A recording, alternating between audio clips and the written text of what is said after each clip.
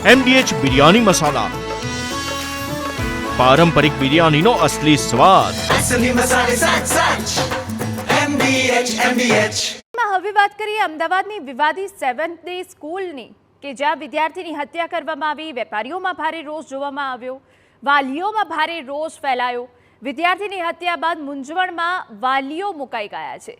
આજે અમદાવાદના ખોખરામાં રહેતો પાલ પરિવારના 2 દીકરા ખોખરાની 7th ડે સ્કૂલમાં અભ્યાસ કરે છે।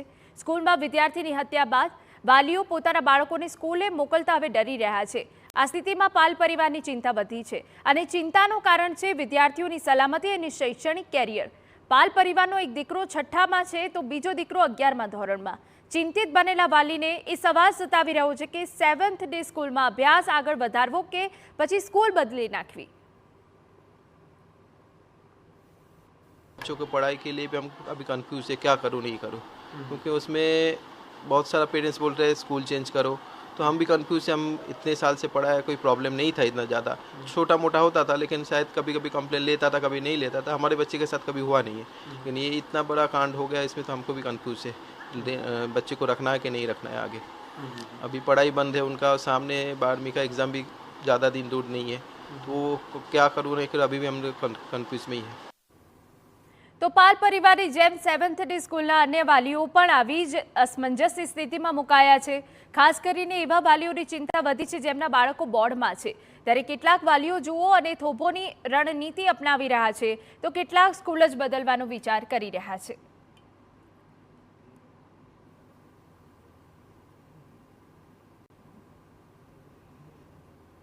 हम भी कन्फ्यूज़न है, लेकिन अभी बड़े वाला तो 12 मतलब 11th स्टैंडर्ड में है, उसका रजिस्ट्रेशन भी हो गया 12 के लिए, तो फिर आगे आगे देखते हैं क्या होता है। उसके ऊपर डिपेंड करके फिर हम आगे डिसीज़न ले लेंगे क्या यहाँ पे रखना है क्या नहीं रखना है। और छोटे वाला को तो चेंज करा ही सकते हैं, तो फिर देखेंगे क्या होता है, उसके ऊपर डिपेंड करते हैं।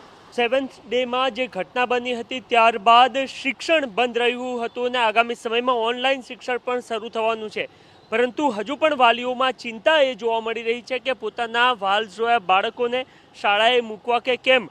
જરૂરથી થોડા દિવસ માટે ઓનલાઈન શિક્ષણ પણ ચાલનાર છે, પરંતુ એ પૂર્વે જ અનેક વાલીઓ પોતાના બાળકોને 7th ડે સ્કૂલમાં ભણાવવા નથી માંગતા અને એ સંદર્ભમાં આજુબાજુની જે કેટલીક શાળાઓ છે ત્યાં એમના દ્વારા ક્વેરી પણ કરવામાં આવી છે અને એ ક્વેરી કરતાં જે જિલ્લા શિક્ષણ અધિકારી છે એમના સુધી એ બાબત પણ પહોંચી છે। શાળાઓ એમના સુધી પહોંચ્યા છે અને પૂછવામાં આવ્યું છે કે શું તેઓ જે 7th ડેના વિદ્યાર્થીઓ છે એમને એડમિશન આપી શકે છે કે કેમ।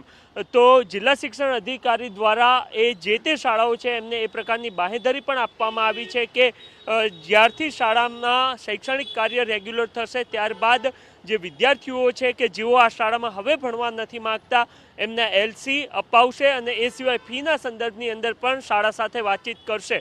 મહત્વની વાત એ છે કે અમદાવાદની જે સૌથી મોટી કેટલીક શાળાઓ છે એ પૈકી 2 માધ્યમો ધરાવતી આ 7th ડે સ્કૂલ છે કે જ્યાં લગભગ 8000 કરતાં પણ વિદ્યાર્થીઓ અભ્યાસ કરી રહ્યા છે, ત્યારે એ પૈકી કેટલા વિદ્યાર્થીઓ અન્ય શાળાઓ તરફ ઝૂકશે એ સંદર્ભને લઈને પણ ચર્ચા થતી જોવા મળી રહી છે। કેમેરામેન ઇમરાન શેખ સાથે નરેન્દ્ર રાઠોડ, TV9 અમદાવાદ। કરતાં વધુ વિદ્યાર્થીઓ અભ્યાસ કરી રહ્યા છે, જેમાંથી અનેક વાલીઓ પોતાના બાળકોને સ્કૂલમાંથી ઉઠાડીને અન્ય સ્કૂલમાં મૂકવાની પ્રક્રિયા શરૂ કરી છે, ત્યારે અન્ય શાળાઓએ DEO કચેરીનો સંપર્ક કર્યો છે અને અધવચ્ચેથી આવતા બાળકોને સમાવવા કેમ તે અંગે પૂછપરછ શરૂ કરી છે। મળતી વિગતો મુજબ કુમકુમ સ્કૂલ, ડિવાઇન બર્ડ્સ, જય સોમનાથ હાયર સેકન્ડરી સ્કૂલ અને Hebron secondary and higher secondary શાળામાં પ્રવેશ માટે વાલીઓ જઈ રહ્યા છે।